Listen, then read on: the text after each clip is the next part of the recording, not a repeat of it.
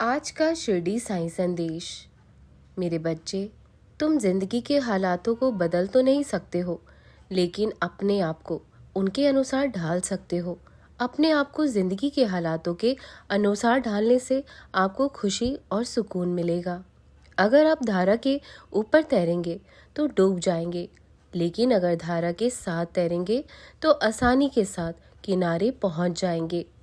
गर्मी सर्दी आएंगी, अगर आपने सर्दी के लिए खुद को तैयार नहीं किया तो आप दुखी हो जाएंगे। अगर आप हालातों के हिसाब से खुद को ढालते रहे तो आप खुश रह पाएंगे। हमें ज़िंदगी में अच्छे और बुरे दोनों तरह के कर्मों से गुजरना है, इसलिए हमें हालातों के अनुसार खुद को ढालते रहना है। देर सवेर हर एक व्यक्ति को ये एहसास होने लगता है कि वह जीवन में अकेला है। इसके विपरीत सोचना तो खुद को धोखा देना है। अकेलापन का एहसास होना तो ईश्वर का आशीर्वाद है, वरदान है। तब हम मालिक की ओर रुख करते हैं, वो हासिल करने के लिए जो हमारा है, जिससे हम नाता जोड़ सकते हैं। इससे हमें अंतर्मन शांति और सुकून भी मिलता है। सब कुछ होने के बावजूद ये अकेलापन का एहसास हमारे मन में कहाँ से आ जाता है। कमी कहीं भी नहीं रहती, लेकिन फिर भी हमें खुशी क्यों नहीं मिलती, शांति क्यों नहीं मिलती? इसका कारण है रूह की कोशिश। अपने असल की तरफ जब तक उसे उस तरफ जाने नहीं देते, तब तक हमें सुख शांति प्राप्त नहीं करते। मन की एकाग्रता आपको शांति और आनंद देती है। आपका मन जितना अधिक फैला होगा, आप उतने ही ज़्यादा उदास और दुखी होंगे। आपका मन जितना ज़्यादा एकाग्र और टिका होगा, आप उतने ही खुश और शांत चित्त होंगे। इसीलिए अंतर रूहानी शक्ति दिखाई देने से पहले आपका भजन सिमरन का असर दिखाई देने लगता है। हमें इस ख्याल से परमात्मा की भक्ति में नहीं लगना चाहिए कि इसके बदले में वो हमारी परेशानियां हल कर देंगे या हमारी मनोकामना पूरी कर देंगे। ये कुदरती है। जब हम दुखी या परेशान होते हैं तो हम किसी का सहारा ढूंढते हैं, लेकिन ये ईश्वर की भक्ति की वजह नहीं होनी चाहिए। भक्ति का आधार केवल और केवल प्रेम होना चाहिए। यह दुनिया संघर्ष का एक मैदान है। यह ना शांति हुई है और ना कभी होगी। आज की समस्याएं आने वाले कल की परेशानियां बन जाती हैं। रूह को शांति पाने के लिए दूसरे मंडलों की खोज करनी ही होगी। शांति की खोज करना इंसान का काम है। हर एक इंसान को इसे अपने अंदर खोजना है। हमारी कुछ चाहते हैं और कुछ तमन्नाएं हैं, कुछ अभिलाषाएं हैं जिन्हें हम पूरा करना चाहते हैं।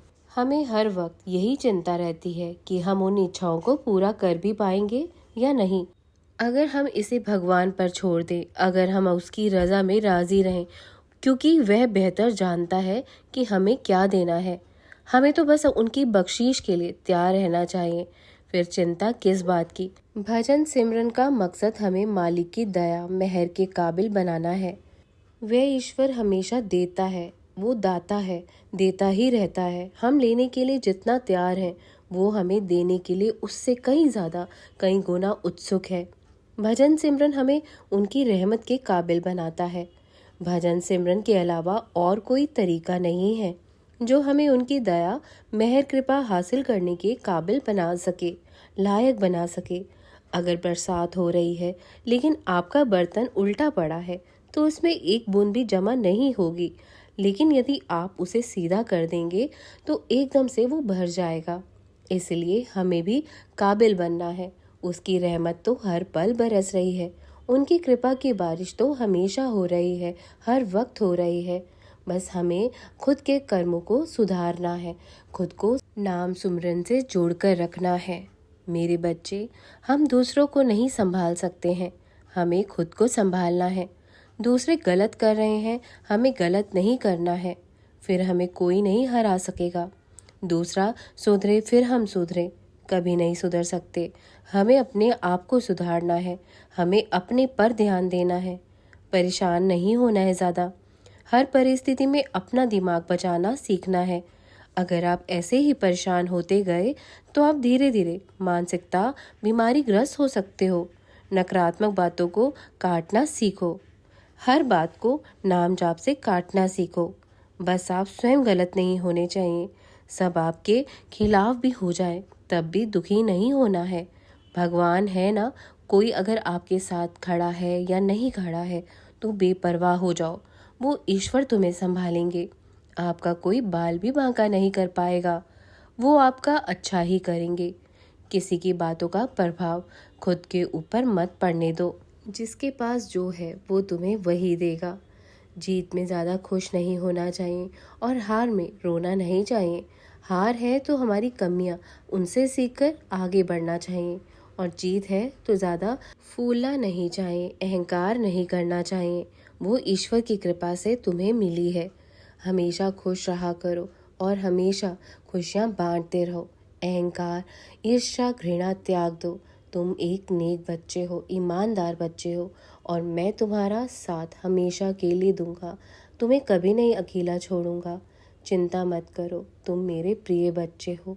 मुस्कुराते रहना, कल्याण होगा। राम कृष्ण हरे, राम कृष्ण हरे, राम कृष्ण हरे।